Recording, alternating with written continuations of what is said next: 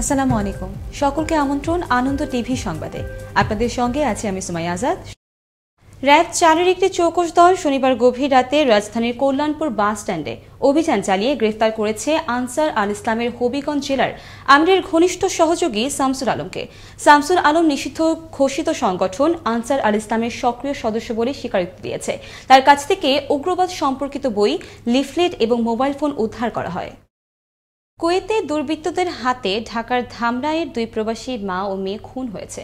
নিহত মমতা বেগমের একমাত্র ছেলে এজাজ আহমেদ জানান, মঙ্গলবার সন্ধ্যার পর থেকে তার মা মমতা বেগম ও বোন স্বর্ণলতার মোবাইল ফোন বন্ধ পান। পরে ফোন কলের মাধ্যমে ঘটনা জানতে পারেন। এই ঘটনায় সুষ্ঠু বিচার চেয়ে নিহত মমতা বেগমের ছেলে এজাজ দ্রুত তার মা ও বোনের মরদেহ দেশে ফিরিয়ে আনতে প্রয়োজনীয় ব্যবস্থা নিতে বাংলাদেশ সরকারের প্রতি অনুরোধ জানান। স্বাস্থ্যবিধি না মেনে অতিরিক্ত যাত্রী বহনের কারণে গাজীপুর শিববাড়ি মোড়ে একটি পরিবহনকে 2000 টাকা জরিমানা করেছেন ভ্রাম্যমাণ আদালত। অভিযান পরিচালনা করেন গাজীপুর জেলা প্রশাসকের সহকারী কমিশনার ও নির্বাহী ম্যাজিস্ট্রেট তামান্না রহমান জ্যোতি। এ সময় তিনি স্বাস্থ্যবিধি অমান্যকারীদের বিরুদ্ধে অভিযান অব্যাহত থাকবে বলে জানান।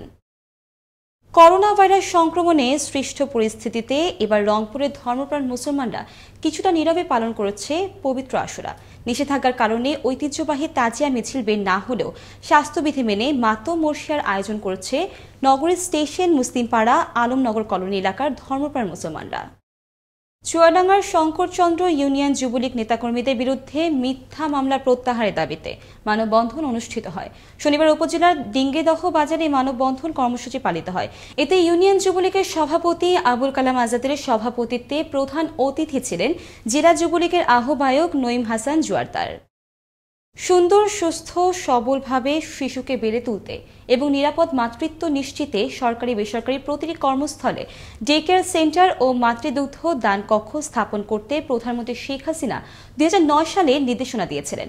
কিন্তু ফেনীতে বেশিরভাগ কর্মক্ষেত্রে কর্মজীবী মায়েদের জন্য নেই ব্রেস্ট ফিডিং কর্নার। ফেনী থেকে জাফরুল্লাহর পাঠানো তথ্য ও ভিডিও চিত্রে ডেস্ক রিপোর্ট।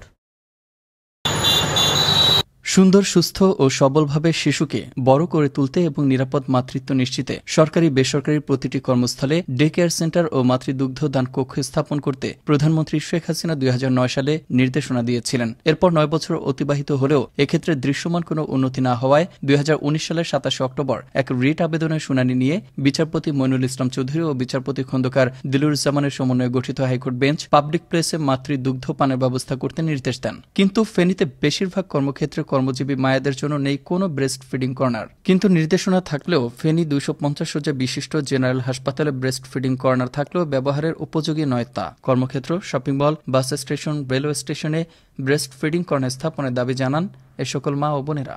বাচ্চাদেরকে দুধ খাওয়ানোর মতো কোনো পরিবেশ নাই। আমরা চাইতেছি যে একটু কোনো একটা কিছু করা হোক, যাতে আমরা মায়েরা বসে বাচ্চাদেরকে ভালোভাবে দুধ খাওয়াতে পারি। বাইরে আসলে বাচ্চারা অনেক কান্নাকাটি করে বাচ্চারা দুধ খাওয়ার জন্য, কিন্তু এই বাইরের হসপিটালেও দুধ খাওয়ানোর জন্য এরকম কোনো রুম নাই। এ ব্যাপারে ফেনী জেলা civil surgeon doctor Mir Mobarak Hossain বলেন, আমরা আমাদের মাননীয় জেলা দারাজজ মহোদয়কে আমরা একটা অবহিত করব, যারা আমাদের এখানেও আমাদের যশিবের উদ্যোগে হোক কিংবা আমাদের আইনজীবী সমিতির উদ্যোগে হোক, আমাদের মায়েরা কিংবা বোনেরা এই কোর্ট আঙ্গিনে যারা মামলা করতে আসে কিংবা মামলাতে ক্ষতিগ্রস্ত ব্যক্তি হিসেবে যখন আসে, তারা বাচ্চাদেরকে যেন দুধ পান করার ব্যবস্থা করতে পারে, সেই উদ্যোগটা নেওয়ার জন্য আমরা আমাদের মাননীয় জেলা দারাজজ মহোদয়কে অনুরোধ জানাবো। ফেনীর পাবলিক প্লেসে ব্রেস্ট ফিডিং কর্নার স্থাপন হয়নি। এর ফলে একদিকে যেমন বিঘ্নিত হচ্ছে মাতৃদুগ্ধ পান কর্মসূচি, অন্যদিকে শিশুর স্বাভাবিক বিকাশ হচ্ছে ব্যাহত। তাই পাবলিক প্লেসে ব্রেস্ট ফিডিং কর্নার স্থাপনে দ্রুত ব্যবস্থা নেবে সরকার, এমনটাই প্রত্যাশা ফেনীবাসীর। মোস্তফা কামাল তোহা, আনন্দ টিভি, ন্যাশনাল ডেস্ক।